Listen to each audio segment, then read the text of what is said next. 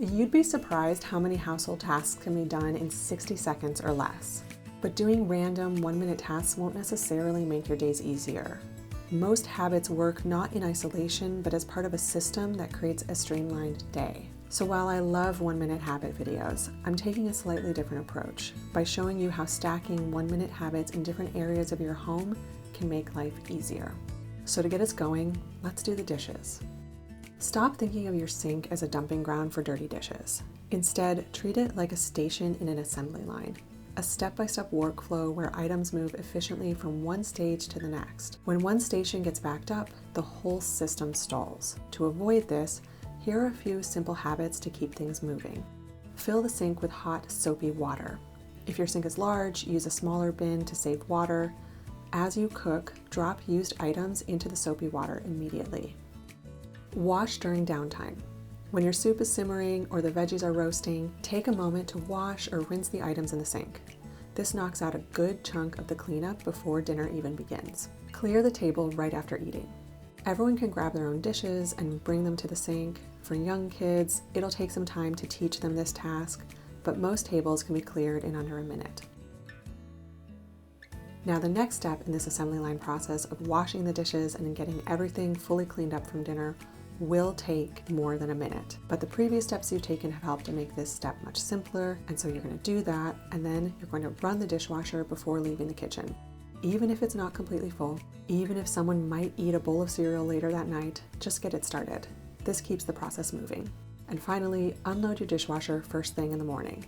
The last step in the assembly line is to clear out the dishwasher so you have an empty space to put dirty dishes throughout the day. If unloading is tricky with small kids, involve them. Hand them one bowl or dish at a time and give them a clear direction. Put this away in the drawer. Or set them up with a stool and let them sort silverware into its tray.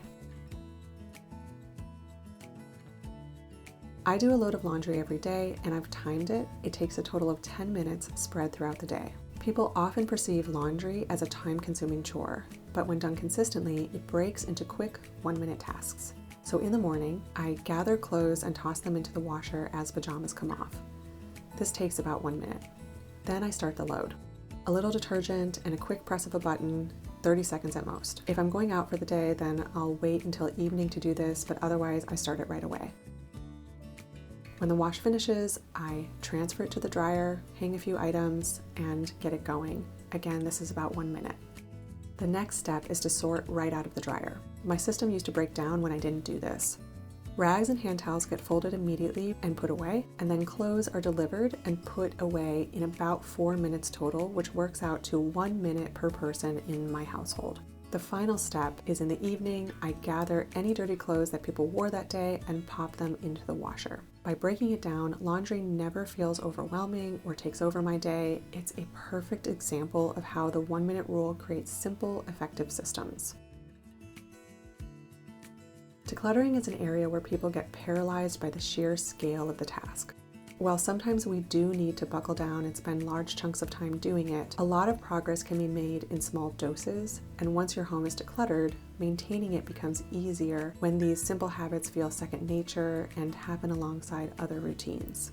So with that in mind, keep donation bins handy. Place bins strategically throughout your home and empty them weekly on garbage day. This gives you an easy spot to drop items when you're ready to part with them.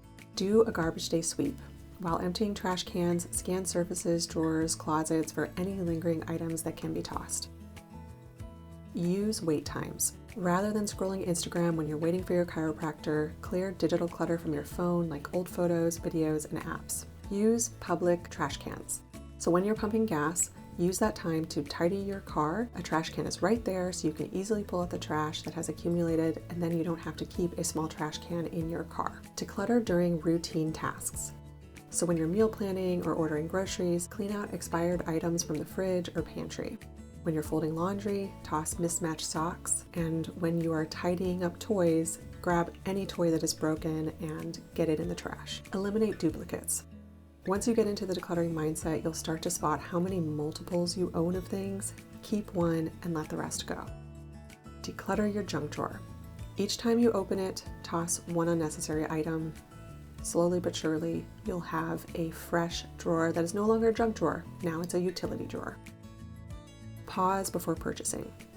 Ask yourself, where will this item go in my house? If you can't answer, decide what to get rid of in order to make space for the new item. These two questions will slow you down and likely turn you away from many purchases. Divide your house into bite-sized chunks. Make a list on your phone of small sections in your house. For me, it might be the coffee and tea section in my cabinet, the decorative pantry above my sink, or the cutlery drawer. Very small sections. And then dedicate 1 minute to decluttering just those spaces. Creating this list might take more than 1 minute, but once you have it, you can progressively declutter your whole house this way. One of the best ways to ensure you and your family are enjoying the fruits of decluttering is to keep up with tidying. But I think tidying is often something we'll save for the end of the day. And then, even in a decluttered home, it's kind of a beast to tackle it all. So here are some habits to help spread the effort more evenly. Use labeling. My husband teased me so much when I put labeled bins in our fridge, and he would intentionally mix things up just to mess with me. But once he was over the joke, he started following the labels. Labels quietly reinforce where things belong and make tidying easier. Put it away, not down. As much as possible, if an item is in my hand, I take it where it belongs. So I finish changing a diaper, the wipes go right back to their basket. Now, this isn't always the most strategic solution.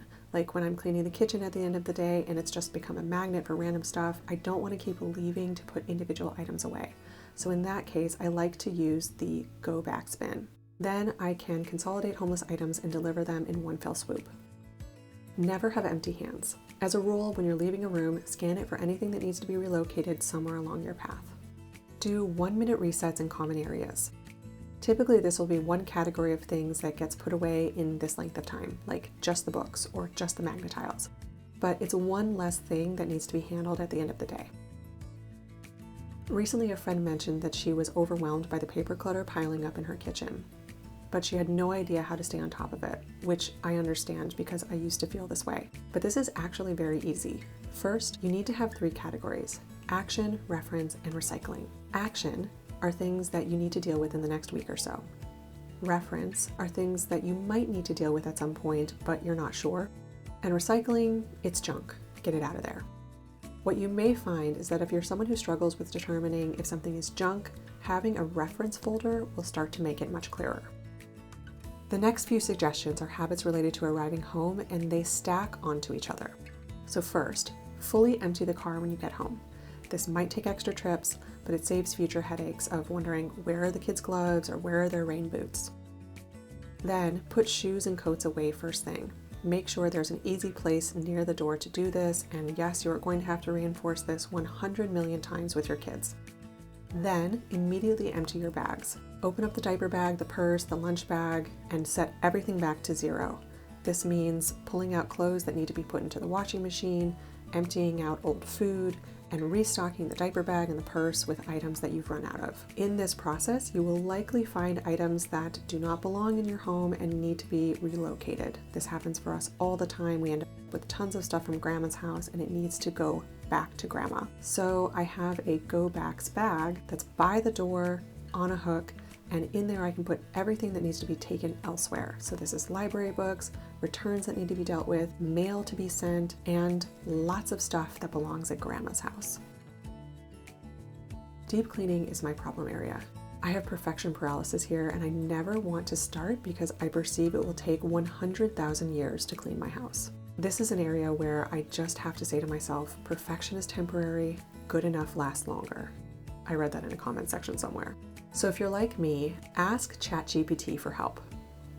I went into the AI and gave it 2 prompts. The first was, make me a detailed deep cleaning plan for a 3-bedroom, 2-bathroom house, group tasks by area. Once it delivered the first list, I then said, break it into smaller daily plans that can be completed in 5-minute increments. Once you have your final list, you may have to reorder things a bit, but it gets you started. And now you have a 5-minute deep cleaning task that you can do every single day. I realize that's more than 1 minute, but it's deep cleaning, so give me a break. Now, there are probably going to be some deep cleaning tasks that you want to do more regularly than this rotation that you're going to put yourself on. So here are a few of those that you can do more consistently. After you use the bathroom, wipe your toilet seat with a disinfectant wipe. You're not washing the whole toilet, just the heavily used part. Scrub the toilet bowl daily. Just find a way to get it into your daily routine. For instance, when you go to brush your teeth, first spray disinfectant in the bowl, let it sit while you're brushing. Then do a quick scrub afterward. Wipe the bathroom sink after you're using it. I go through a lot of washcloths, but every time I brush my teeth or wash my face, I just quickly wipe down the bathroom sink. That helps to maintain the cleanliness of the sink in between deeper, more intentional cleaning times. Clean large appliance filters. Typically, this needs to be done once or twice a month. Google your model to learn about filter maintenance. It really doesn't take that long, and it makes you feel like a stellar homemaker. Wipe down the counter and stovetop at the end of each day. I like to spray my counter and stovetop with a cleaning solution, let it sit for a minute, and then do a quick wipe down. The cleaning solution helps to eat through any grime that's on those, and then the wiping process is much simpler. Steam clean your microwave. Pop a glass of water in the microwave, run it for 3 minutes, and do a quick wipe down. Obviously, this process takes more than 1 minute, but the actual effort on your part will likely be a little more than 60 seconds. Now that's 40 one-minute habits that you can use to simplify your life. Let's remember that creating better habits isn't about packing your day with life hacks. It's about shaping yourself into who you truly want to be. Our habits make up who we are. And all of this is 1,000 times easier if you have a decluttered home. So if you don't, then check out this video. It'll give you 5 strategies to declutter your home and challenge you to get rid of 500 items in just 30 days. All right, until next time.